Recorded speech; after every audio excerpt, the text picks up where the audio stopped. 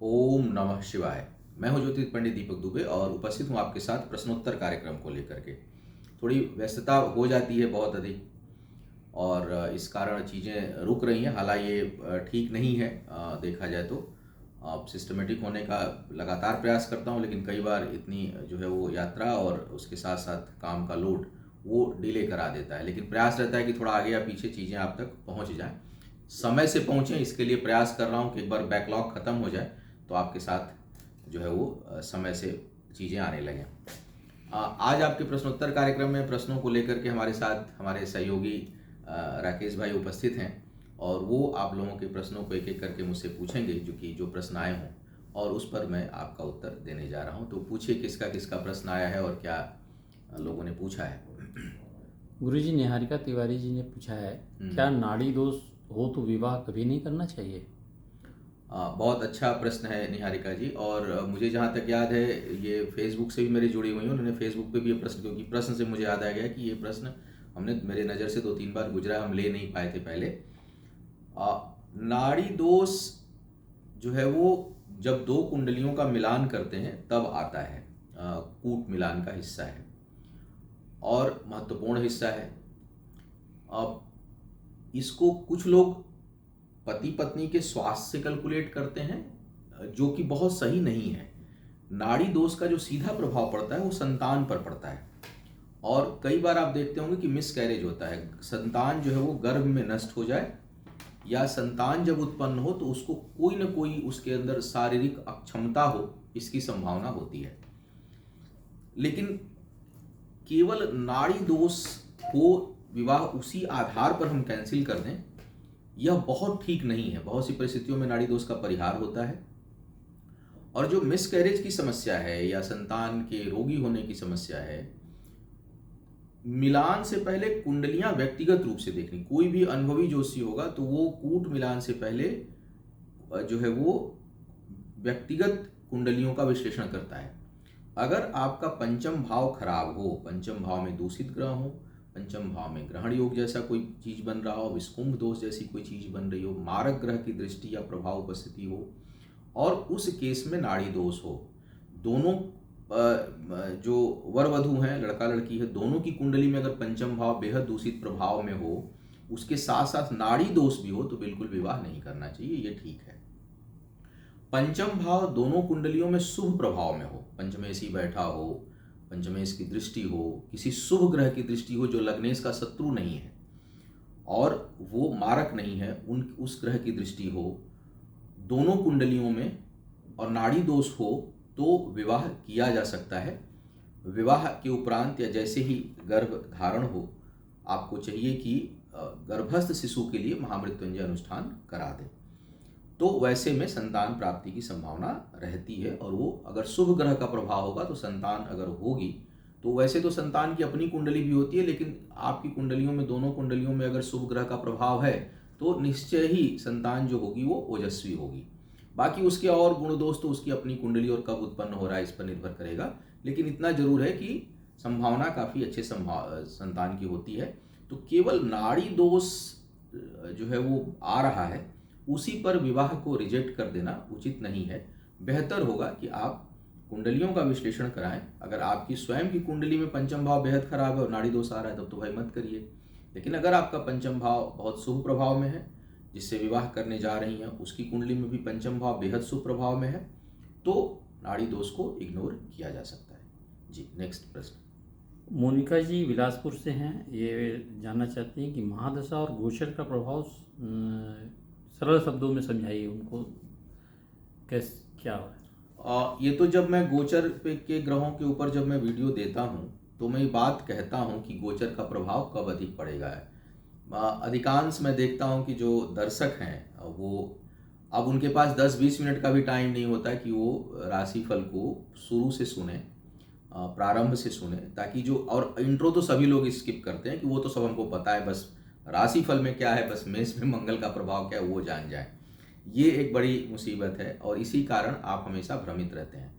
अधिकांश जब मैं कोई राशिफल शुरू करता हूँ तो उसका थोड़ा सा इंट्रो देता हूँ और उसमें इस बात को हर बार मेरे ख्याल से मैं बोलता हूँ कि गोचर का प्रभाव तभी होगा प्रभावशाली जब जो है वह ग्रह गवर्निंग कंडीशन का मतलब उसकी दशा, अंतर्दशा या प्रत्यंतर दशा उस समय कहीं न कहीं वो प्रभावशाली स्थिति में हो और उस भाव में आ गया तो उस भाव का परिणाम देगा। पता चले मंगल कहीं भी बैठे हुए हैं, गोचर में चल रहे हैं, लेकिन उस दौरान न मंगल की दशा है, न अंतर्दशा है, न प्रत्यंतर दशा है, न सूक्ष्म दशा है, न प्राण दशा है, तो फिर जो है वो उसका प्रभाव लगभग नगण्य जैसा हो जाता है, 10-5% होता है, लेकिन बाकी ग्रहों का प्रभाव होता है।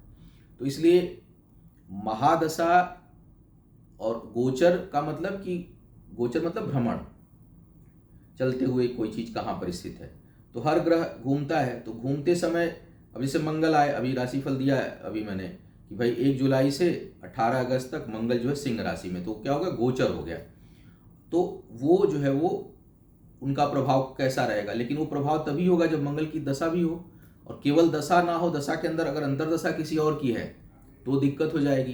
अब मंगल की महादशा में शनि का अंतर्दशा हो और मंगल शनि आमने सामने है तो जो है मंगल शनि दोनों के प्रभाव बहुत तगड़े मिलेंगे उस टाइम पर, दोनों ग्रह का प्रभाव आपको देखने को मिलेगा। तो इसलिए केवल गोचर से ही निष्कर्ष नहीं निकाल सकते और केवल दशा से निष्कर्ष नहीं निकाल सकते। इसीलिए मैं हमेशा बोलता हूँ ज्योतिष जो है बड़े किंतु परंतु बहुत सारे कंडीशन के साथ ज्योतिष अप्लाई होता है। तो मुझे उम्मीद है कि आपको मदद मिली होगी कि महादशा या गोचर में कौन सा प्रभावशाली होता है। ग्रह तभी प्रभावशाली होगा जब उसकी दशा और गोचर दोनों एक साथ टकरा जाए, उस भाव से संबंधित परिणाम तभी होगा। मान लीजिए संतान आपको प्राप्ति होनी है, संतान भाव का स्वामी पंचमेश पंचम भाव में गोचर कर रहा हो और उसी समय उसकी दशा, अंतर्दशा और प्रत्यंतर दशा तीनों टकरा जाए तो संतान होना लगभग निश्चित हो जाता है। इस तरह से आप भाव को समझें। मार्केश है, मारक स्थान पर है और उसी समय उसकी दशा, अंतर्दशा, प्रत्यंतर दशा टकरा गई तो बहुत जबरदस्त शारीरिक कष्ट जो है वो प्राप्ति होने की संभावना बन जाएगी।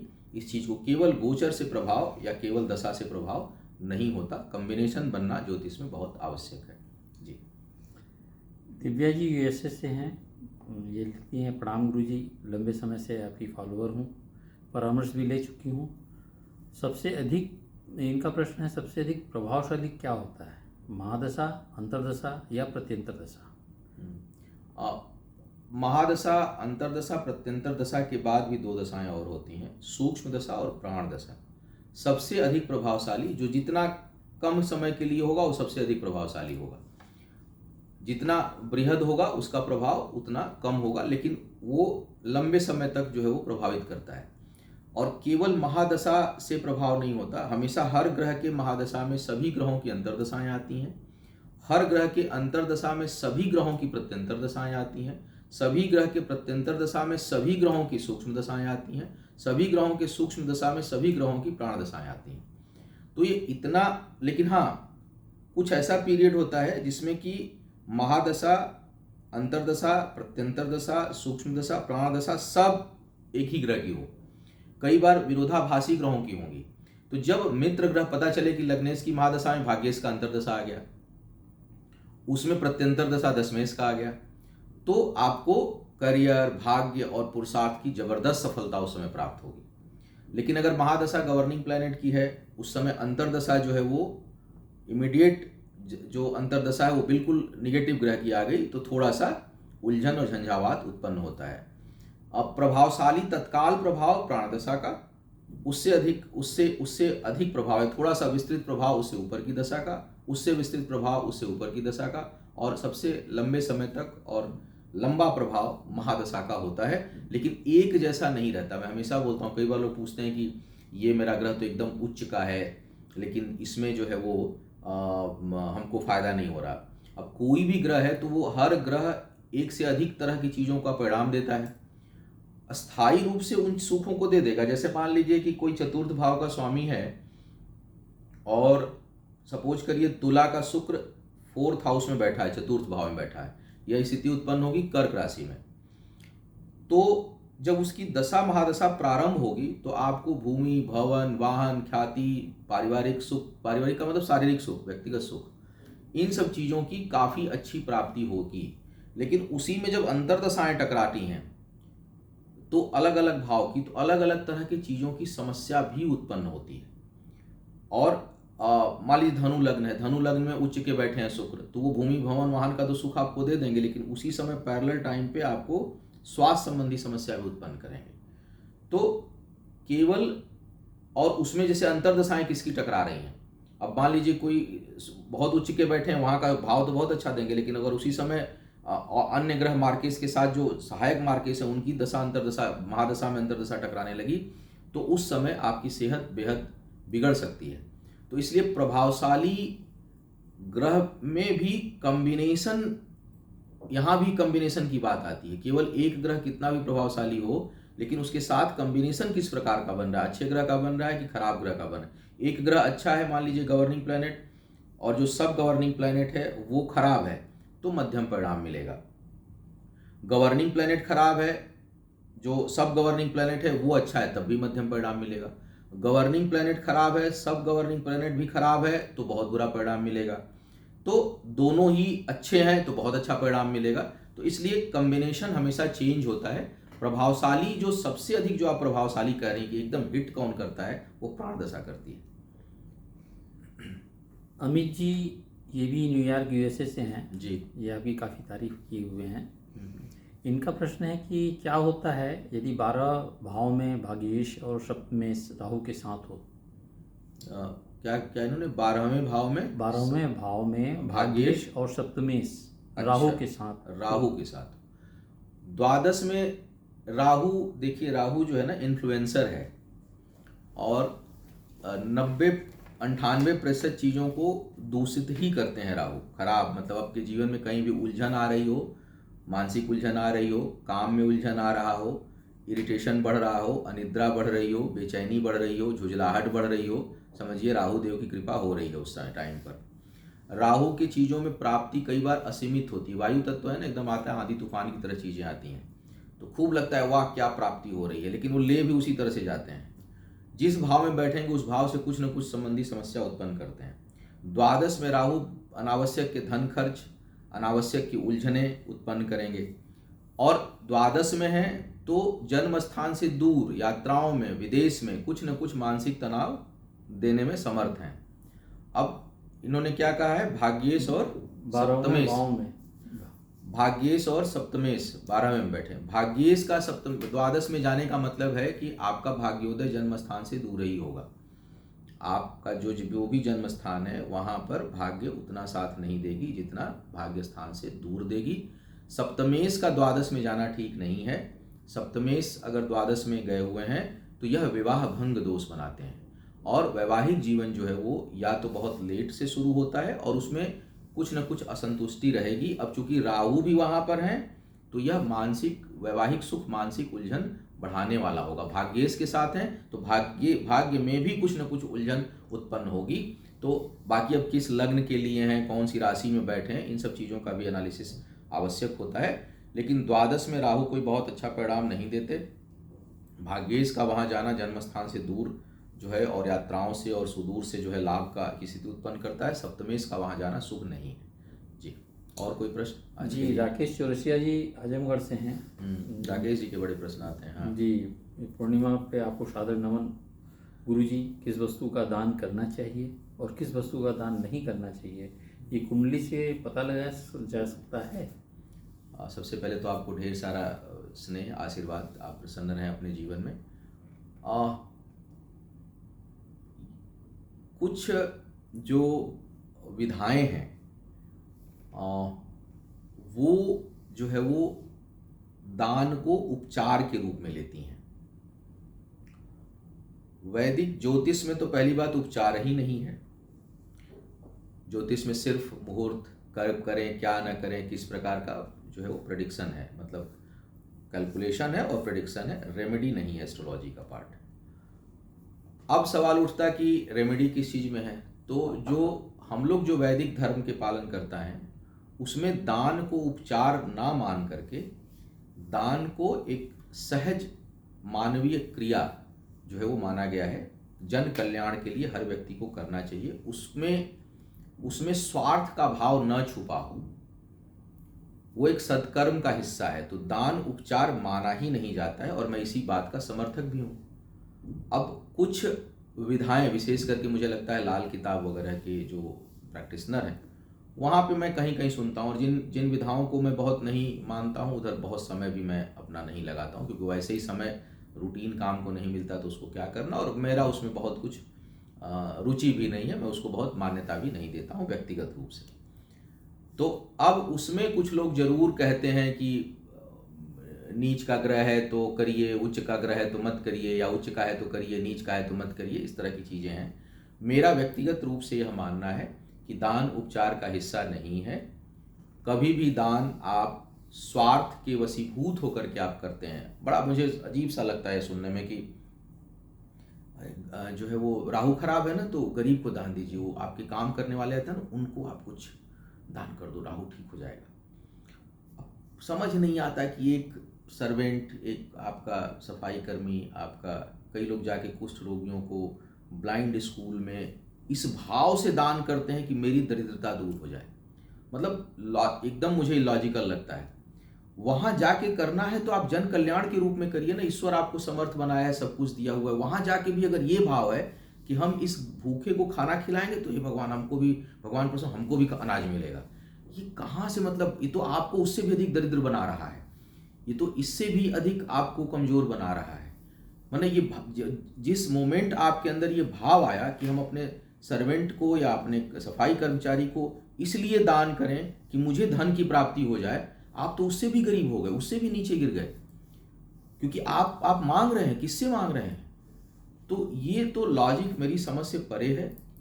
दान पुण्य जो भी सामर्थ्यवान व्यक्ति है, एकदम निस्वार्थ भाव से कि हे ईश्वर मुझे समर्थ बनाइए और मैं जन कल्याण करूं, आपके द्वारा जो सृष्टि की रचना है, जीव हैं, जो मनुष्य हैं, उनकी यथासंभव जो कमजोर हैं, हम मतलब आपके माध्यम से, माध्यम तो आप ही हो, आप ही का दिशा निर्देश है कि भाई ये करो, तो यह पुण्य कर्म मैं करूं, इसके प्राप्ति में मुझे प्रभु कुछ नहीं चाहिए, मुझे बस आपका सानिध्य चाहिए। इस भाव से आप दान करें। और जो दान वगैरह कुछ हम लोगों के यज्ञ में, विवाह इत्यादि में किया जाता है, वह मांगने के दृष्टिकोण से नहीं किया जाता, वो एक पुण्य कार्य के संपन्न होने पर एक शुभ कर्म के रूप में किया जाता है। जैसे आपने यज्ञ किया, आपने दान किया, आपने बृहस्पति का यज्ञ किया, बृहस्पति संबंधी दान किया, लेकिन अब वहां भाव खत्म कर दीजिए कि हमको इस दान से कुछ प्राप्ति होने जा रहा है, हम किसी पंडित को, ब्राह्मण को मंदिर में इसलिए दान करने जा रहे हैं कि हमको कुछ प्राप्ति हो, हम राहु शनि की शांति कर इसलिए दान करने जा रहे हैं कि हमारा शनि का प्रकोप कम हो। नहीं, अगर ये नेचर में तो शनि का प्रकोप कभी खत्म ही नहीं होगा। शनि का प्रकोप तब खत्म होगा जब निस्वार्थ भाव से आप दान करें। तो दान का मतलब ही होता है निस्वार्थ भाव। और एक बार मैंने बहुत पहले सहारा समय पर वीडियो में बात चर्चा की थी कार्यक्रम में अपने, कि दान कब निष्फल हो जाता है। कभी दान के ऊपर अलग से वीडियो बना दूंगा कि दान निष्फल माने जाते हैं, निष्क्रिय माने जाते हैं, जो है वो बिल्कुल दूषित दान माने जाते हैं जब आप अपने स्वार्थ बस जा करके किसी को आप दान करते हैं। तो मैं इसका समर्थक हूँ। मैं ग्रह, उच्च ग्रह, नीच ग्रह का दान करें, इसका ना करें, इसका लें, इसका ना लें, इन सभी चीज़ों को मैं बिल्कुल नहीं मानता। दान निस्वार्थ भाव होकर के करिए। और दान की प्रक्रिया, हाँ, जब ईश्वर आराधना करें, ग्रह की आराधना करें, उपासना करें, मंत्र जप करें, वहाँ भाव आ सकता है, क्योंकि हमसे वो बड़े हैं, हमसे वो प्रभावशाली हैं, उनकी ऊर्जा है, उनसे हम प्रार्थना कर सकते हैं कि प्रभु कृपा करो, या हम आपके लिए स्तुति कर रहे हैं। लेकिन हम किसी को भी दान इस भाव से करें कि हमारा कल्याण हो, ये तो फिर दान हुआ ही नहीं, ये तो मतलब निकृष्ट कर्म में आ जाता है। तो इसको आप अगर हमारे दर्शक हैं, फॉलो करते हैं, तो मैं यही आग्रह करूंगा कि इस भाव को ही हटा दें हमेशा के लिए। जी गुरु जी, एक प्रश्न और है, बड़ा महत्वपूर्ण है, इसलिए इसको ले रहा हूँ। ये उनका नाम कुछ यूवी क्या लिखा है, स्पष्ट नहीं हो पा रहा है जी, लेकिन प्रश्न बड़ा महत्वपूर्ण है। कुंडली ना हो और वो काफ़ी बीमार हो, दवा भी काम नहीं कर रही हो, तो वो आदमी क्या करे? देखिए, कुंडली नहीं है तो एक तो जो मतलब एक जो अनुष्ठान और पूजा है जो सब पे लागू होता है, वो है महामृत्युंजय अनुष्ठान। समर्थ हैं तो करा डालिए। मृत संजीवनी अनुष्ठान या महामृत्युंजय अनुष्ठान आप करा डालिए। मृत संजीवनी का भी अनुष्ठान का बहुत प्रभावशाली है। कुछ नहीं कर सकते तो महामृत्युंजय का खुद से जप करिए। ओम नमः शिवाय मंत्र का जप करिए, रुद्र गायत्री मंत्र का जप करिए या करवाइए विधिवत अनुष्ठान।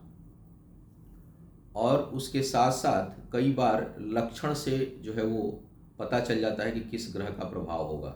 जैसे मान लीजिए पेट से संबंधित बहुत समस्या है, सीवियर जॉन्डिस किसी को है, तो कहीं ना कहीं बृहस्पति का प्रभाव पक्का होगा। नर्वस सिस्टम में दिक्कत है, उससे संबंधित कोई समस्या आ गई तो केतु का प्रभाव होगा। मस्तिष्क पे समस्या आ रही है बहुत ज़्यादा तो सूर्य का प्रभाव होगा। स्किन से संबंधित, एलर्जी से संबंधित, कुष्ठ रोग से संबंधित समस्या है तो कहीं ना कहीं बुध बिगड़ा हुआ है। तो इस तरह से कई बार रोगों का विश्लेषण भी हो जाता है। तो अगर ये जानकारी हो कि कौन सा रोग है और किस क्षेत्र में है, तो उससे संबंधित ग्रह का भी जो है अनुष्ठान पूजा किया जा सकता है, शांति के लिए करना चाहिए, क्योंकि दोनों का कॉम्बिनेशन बहुत अच्छा होता है। अगर किसी का मार्केश चल रहा है या चंद्रमा खराब है, शनि खराब है, उसकी दशा चल रही हो और बीमार हो, तो शनि का अनुष्ठान प्लस महामृत्युंजय, बुध का अनुष्ठान प्लस महामृत्युंजय अनुष्ठान, दोनों का कॉम्बिनेशन बहुत अधिक इफेक्टिव होता है। तो और अगर नहीं पता है तो महामृत्युंजय अनुष्ठान कराइए। भगवान शिव से बड़ा जो है वो महाकाल कहा जाता है, तो रोग व्याधि के लिए बहुत इफेक्टिव है और ईश्वर ने चाहा तो फिर जो है वो स्वास्थ्य में लाभ होगा। एक आग्रह जरूर करूंगा कि आप लोग अपना नाम और किस शहर या किस जगह से आप प्रश्न भेज रहे हैं वो जरूर लिखा करिए, थोड़ा सा कनेक्टिविटी और बढ़ जाती है। तो उम्मीद है कि अब प्रश्न खत्म हो गया होगा। जी गुरु जी, प्रश्न तो बहुत है, देखिए अच्छा, समय का नहीं, बहुत देर हुआ, तो ठीक है, आज का कार्यक्रम यहीं समाप्त करते हैं। आपसे पुनः मुलाकात होगी, तब तक के लिए मुझे आज्ञा दीजिए। ओम नमः शिवाय।